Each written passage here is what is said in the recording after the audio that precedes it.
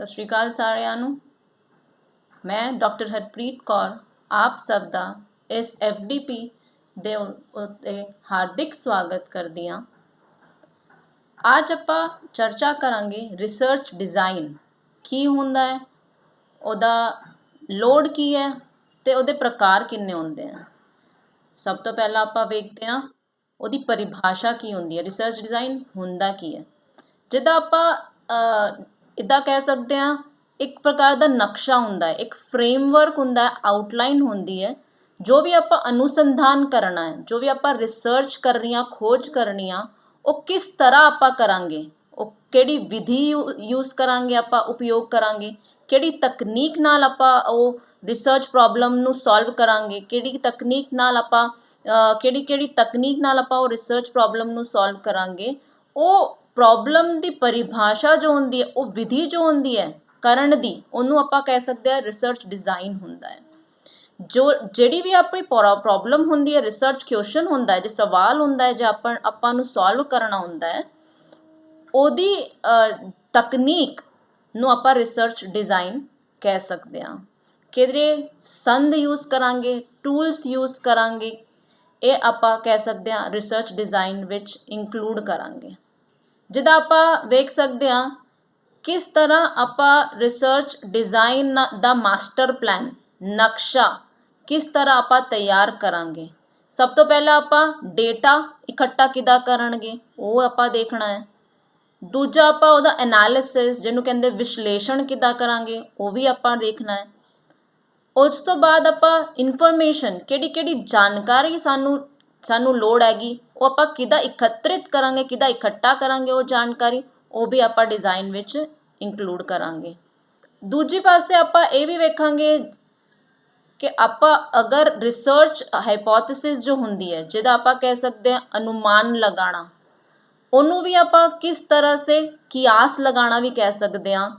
ਜੇ ਆਪਾਂ ਕਿਆਸ ਲਗਾਇਆ ਹੈ, ਉਹਨੂੰ ਕਿਸ ਤਰ੍ਹਾਂ ਸੇ ਆਪਾਂ ਸੋਲਵ ਕਰਾਂਗੇ, ਕਿਹੜੀ ਤਕਨੀਕ ਨਾਲ ਆਪਾਂ ਸੋਲਵ ਕਰਾਂਗੇ, ਅਤੇ ਉਹਦੇ ਫਾਈਂਡਿੰਗਸ, ਇੰਪਲੀਕੇਸ਼ਨਸ ਕੀ ਹੈ, ਉਹਦਾ ਪ੍ਰਵਾਹ ਕੀ ਹੈ ਰਿਸਰਚ ਦਾ, ਆਪਾਂ ਕੁਐਸਚਨ ਦਾ, ਜਿਹੜਾ ਵੀ ਆਪਣਾ ਰਿਸਰਚ ਪ੍ਰੋਬਲਮ ਹੈਗਾ, ਉਹਨੂੰ ਕਿਸ ਤਰ੍ਹਾਂ ਸੇ ਆਪਾਂ ਸੋਲਵ ਕਰਾਂਗੇ, ਕਿਸ ਵਿਧੀ ਨਾਲ, ਤਕਨੀਕ ਨਾਲ ਆਪਾਂ ਸੋਲਵ ਕਰਾਂਗੇ, ਅਤੇ ਉਹਦਾ ਇੰਪਲੀਕੇਸ਼ਨਸ, ਉਹਦੀ ਫਾਈਂਡਿੰਗਸ, ਉਹਨੂੰ ਕਹਿੰਦੇ ਆ ਆਊਟਪੁੱਟ ਕੀ ਹੈ, ਪ੍ਰਵਾਹ ਕੀ ਹੈ, ਉਹ ਆਪਾਂ ਵੇਖਾਂਗੇ। ਵਿਸ਼ਲੇਸ਼ਣ ਕਿੱਦਾਂ ਕਰਾਂਗੇ ਉਹ ਵੀ ਆਪਾਂ ਵੇਖਾਂਗੇ।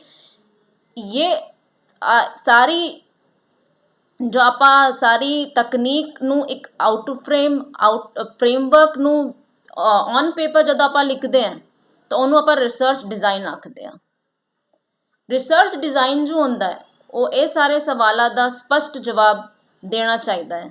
ਜਿੱਦਾਂ ਕਿ ਆਪਾਂ ਇੱਕ ਅਧਿਐਨ ਜੋ ਕਰਾਂਗੇ, ਜਿਹੜੀ ਆਪਣੀ ਸਟੱਡੀ ਹੈ, ਉਹ ਕਿਸ ਦੇ ਬਾਰੇ ਆਪਾਂ ਸਟੱਡੀ ਕਰਾਂਗੇ, ਕਿਉਂ ਕਰਾਂਗੇ ਆਪਾਂ ਸਟੱਡੀ, ਉਹਦੀ ਲੋੜ ਕੀ ਹੈ, ਆਪਾਂ ਕਿੱਥੇ ਸਟੱਡੀ ਕਰਾਂਗੇ, ਆਪਾਂ ਇੱਕ ਸਿਟੀ, ਸ਼ਹਿਰ ਤੇ ਪ੍ਰਦੇਸ਼ ਤੇ ਜ਼ਿਲ੍ਹਾ ਤੇ ਕਿਹੜੀ ਕੰਟਰੀ, ਦੇਸ਼ ਵਿਦੇਸ਼, ਜੋ ਵੀ ਆਪਾਂ ਸਟੱਡੀ ਕਰਾਂਗੇ, ਅਧਿਐਨ ਕਰਾਂਗੇ, ਉਹ ਆਪਾਂ ਨੂੰ ਪਹਿਲੇ ਹੀ ਉਹਦਾ ਵਿਸ਼ਲੇਸ਼ਣ ਕਰਨਾ ਹੁੰਦਾ ਹੈ ਕਿ ਆਪਾਂ ਇਸ ਤਰੀਕੇ ਸੇ ਆਪਾਂ ਲੁਧਿਆਣਾ ਵਿੱਚ ਕਰਾਂਗੇ, ਆਪਾਂ ਅੰਮ੍ਰਿਤਸਰ ਵਿੱਚ ਕਰਾਂਗੇ, ਕਿਹੜੀ ਅਧਿਐਨ ਕਰਾਂਗੇ, ਕਿੱਥੋਂ ਅਧਿਐਨ ਕਰਾਂਗੇ, ਉਹ ਵੀ ਆਪਣਾ ਰਿਸਰਚ ਡਿਜ਼ਾਈਨ ਵਿੱਚ ਹੁੰਦਾ। ਕਿਹੜਾ ਟਾਈਪ ਦਾ ਡੇਟਾ ਯੂਜ਼ ਕਰਾਂਗੇ, ਡੇਟਾ ਦੀ ਕਿਸਮ ਕੀ ਹੁੰਦੀ ਹੈ, ਕਈ ਪ੍ਰਕਾਰ ਦਾ ਡੇਟਾ ਹੁੰਦਾ ਹੈ, ਜਿੱਦਾਂ ਪ੍ਰਾਇਮਰੀ ਡੇਟਾ ਹੁੰਦਾ ਹੈ, ਸੈਕੰਡਰੀ ਡੇਟਾ ਹੁੰਦਾ ਹੈ, ਤਾਂ ਆਪਾਂ ਕਿਸ ਪ੍ਰਕਾਰ ਦਾ ਡੇਟਾ ਦਾ ਇਸਤੇਮਾਲ ਕਰਾਂਗੇ ਉਹ ਵੀ ਆਪਾਂ ਨੂੰ ਵੇਖਣਾ ਹੈ। ਜਿਹੜਾ ਵੀ ਡੇਟਾ ਆਪਾਂ ਫਾਈਨਲ ਕੀਤਾ ਹੈ ਉਹ ਕਿੱਥੋਂ ਆਪਾਂ ਲਾਵਾਂਗੇ ਉਹ ਵੀ ਆਪਾਂ ਵੇਖਣਾ ਹੈ। ਕਿਸ ਟਾਈਮ ਪੀਰੀਅਡ, ਕਿਹੜੇ ਟਾਈਮ ਪੀਰੀਅਡ ਉੱਤੇ ਆਪਾਂ ਰਿਸਰਚ ਕਰਾਂਗੇ, ਜਿੱਦਾਂ ਕਿ ਆਪਾਂ 2015 ਤੋਂ ਲੈ ਕੇ 2019 ਦਾ ਡੇਟਾ ਇਸਤੇਮਾਲ ਕਰਾਂਗੇ, ਆਪਾਂ 2009 ਤੋਂ ਲੈ ਕੇ 2019 ਦਾ ਡੇਟਾ ਇਸਤੇਮਾਲ ਕਰਾਂਗੇ, ਅਤੇ ਉਹਨੂੰ ਕਹਿੰਦੇ ਮਿਆਦ ਕੀ ਹੋਊਗੀ, ਆਪਣਾ ਰਿਸਰਚ ਦੀ, ਆਪਣੀ ਖੋਜ ਦੀ ਮਿਆਦ ਕੀ ਹੋਊਗੀ। ਉਸ ਤੋਂ ਬਾਅਦ ਆਪਾਂ ਕਹਿ ਸਕਦੇ ਹਾਂ ਨਮੂਨਾ ਡਿਜ਼ਾਈਨ ਵੀ ਹੋਣਾ ਚਾਹੀਦਾ, ਸੈਂਪਲ ਡਿਜ਼ਾਈਨ, ਜਿਹਦਾ ਕਿ ਆਪਾਂ ਸੈਂਪਲ ਨਮੂਨਾ ਕਿਹਦਾ ਆਪਾਂ ਡਿਜ਼ਾਈਨ ਕਰਾਂਗੇ ਉਹ ਵੀ ਆਪ ਨੂੰ ਵੇਖਣਾ। ਨਮੂਨਾ ਆਪਾਂ ਉਦਾਹਰਨ ਤੌਰ 'ਤੇ ਆਪਾਂ ਇਹ ਕਹਿ ਸਕਦੇ ਹਾਂ, ਜਿੱਦਾਂ ਆਪਾਂ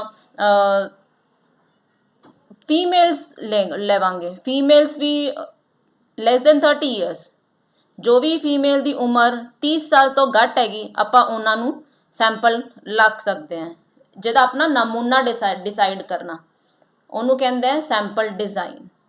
ਤਕਨੀਕ ਕਿਹੜੀ ਕਿਹੜੀ ਆਪਾਂ ਇਸਤੇਮਾਲ ਕਰਾਂਗੇ।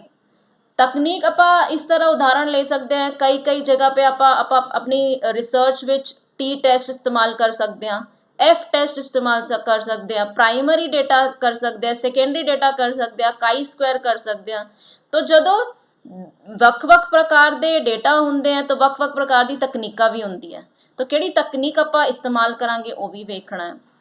ਸ਼ੈਲੀ, ਸਟਾਈਲ, ਕਿਹੜੀ ਸਟਾਈਲ ਵਿੱਚ ਆਪਾਂ ਆਪਣੀ ਥੀਸਿਸ, ਡਿਜ਼ਰਟੇਸ਼ਨ, ਜਿਹੜੀ ਰਿਪੋਰਟ ਆਪਾਂ ਬਣਾਉਣਾ ਹੈ ਉਹ ਕਿਹੜੀ ਸਟਾਈਲ ਵਿੱਚ ਆਪਾਂ ਬਣਾਉਣਾ ਹੈ, ਉਹ ਵੀ ਇਹਦਾ ਆਨਸਰ ਹੋਣਾ ਚਾਹੀਦਾ, ਜਵਾਬ ਦੇਣਾ ਚਾਹੀਦਾ ਹੈ।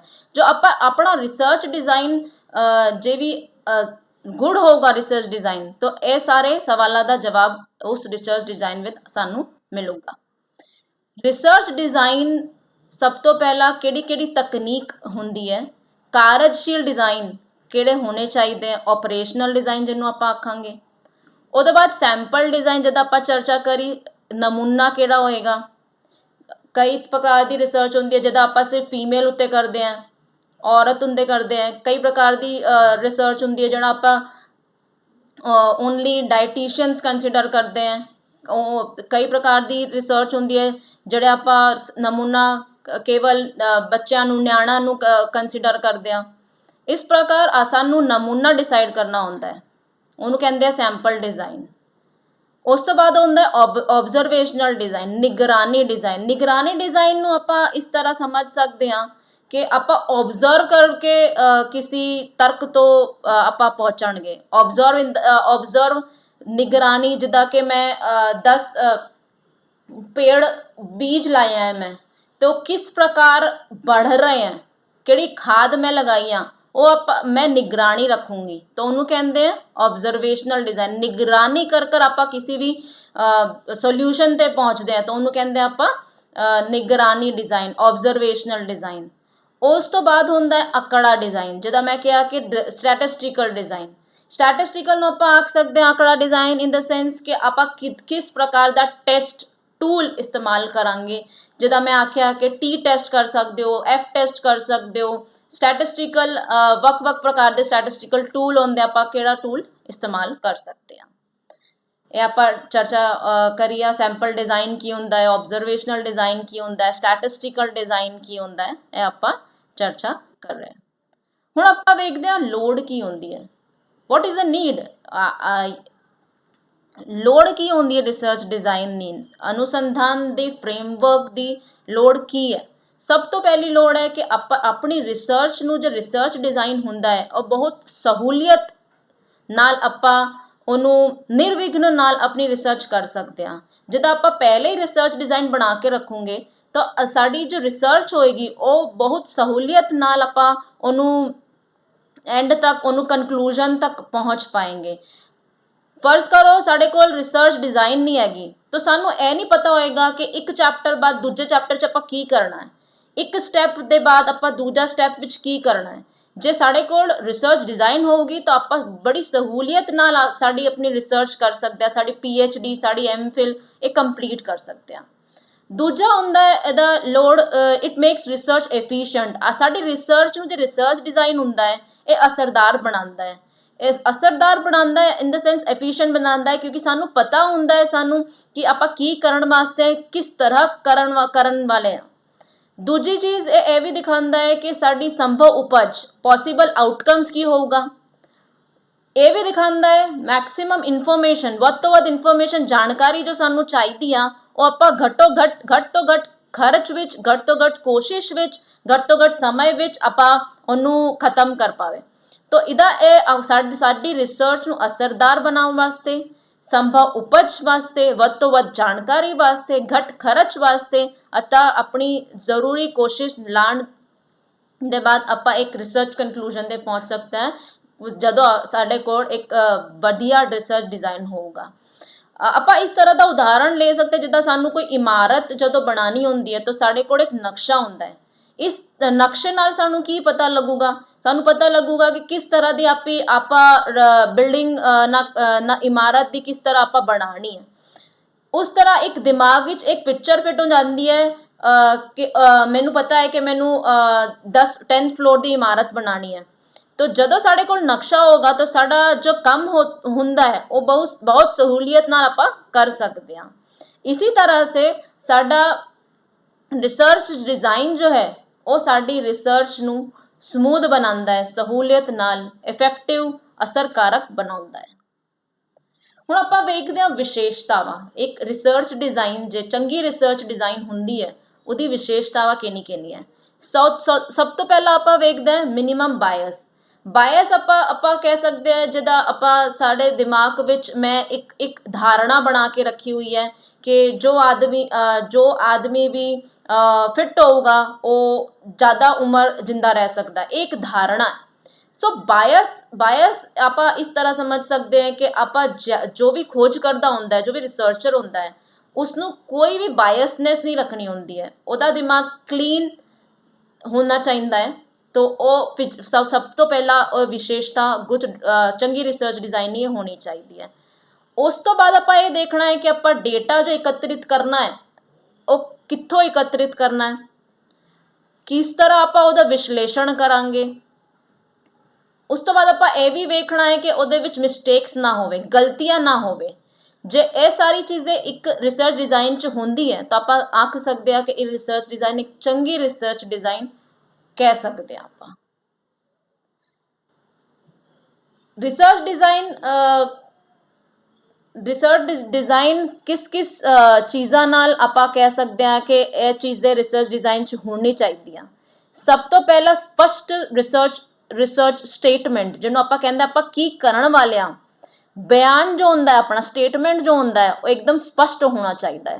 वो सब तो पहला उसकी रिक्वायरमेंट है। दूजी रिक्वायरमेंट ये है आप कह सकते हैं कि प्रोसीजर और टेक्नीक, किहड़ी प्रोसीजर और टेक्नीक आप एकत्रित करनी है तो किस तरह एकत्रित करनी है।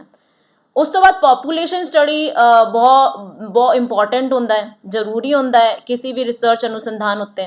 तो पॉपूलेशन स्टडी आप इस तरह समझ सकते हैं कि आबादी का अध्ययन, जिदा मैं कहा कि मैं रिसर्च करांगी 500 फीमेल्स उत्ते, 500 औरतों नूं लेके रिसर्च करांगी तो वो होंदी है मेरी population.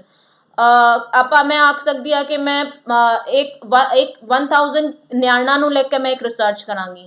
Kids 1000 kids will be my population. इस तरह के आप आख सकते हैं 1000 किड्स जो है वो मेरी आबादी मेरे अध्ययन का आबादी है तो उन्होंने आप कह सकते हैं population study. Methods to be use, किस तरह किहड़े तरीके से आप प्रोसैसिंग अता विश्लेषण करांगे, प्रोसैसिंग एंड एनालाइज किस तरह आप अपना रिसर्च का करांगे, अनुसंधान का करांगे, उन्होंने आप आख सकते हैं किस तरह आप प्रोसैसिंग एंड एनालिसिस अपना रिसर्च का विश्लेषण किस तरह तो आप करांगे।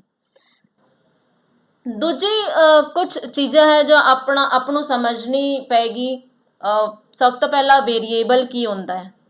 एक वेरीएबल की होंदा है, मैं इस तरह से आख सकती हाँ जिदा मैं किसी भी कक्षा विच किसी भी स्टूडेंट ना स्टडी करना है तो किहड़े वेरीएबल उत्ते स्टडी करना है। जिस प्रकार मैं आख सकती हाँ मैं वो सारे स्टूडेंट्स की न्याणा की हाइट स्टडी करना है तो हाइट मेरा एक वेरीएबल हो गया। दूजा आप आ सकते हैं कि आप एज स्टडी करांगे। उदाहरण के तौर पर मैं आख सकती हाँ कि मैं किहड़े लोग जिम जाते हैं, किहड़ी उम्र के लोग जिम जाते हैं तो मेरा वेरीएबल की होएगा उत्ते एज इज़ माई वेरीएबल। उम्र जो है वो मेरी वेरीएबल होएगी। तो वेरीएबल आप इस तरह से समझ सकते हैं एनी कैरेक्टरिस्टिक्स गुण या फिर आप किस तरह आख सकते हैं गिणती या फिर मात्रा।